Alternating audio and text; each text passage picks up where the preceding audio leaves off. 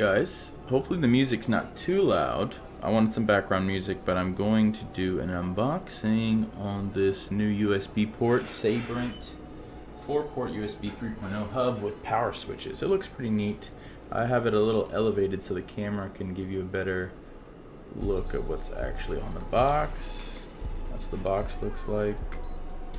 Front, the back. And now we shall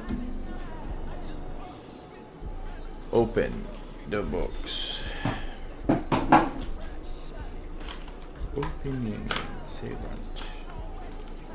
Let's see what it looks like. I almost opened it without doing it on camera, but there's everything it looks like. You get this nice little thing. What else is in here? And that's everything in the box. This is the, this thing. I don't know why I flipped it upside down. But yeah, there's that. And what else? Ooh, the unit itself. And this is how long it looks. Let's undo it. Somewhat of an extension. But that's basically it. You just get the actual device or the extension, and that's it. That's how long it is. I'd say like 2 feet long or something. But that's nice. 3 ports.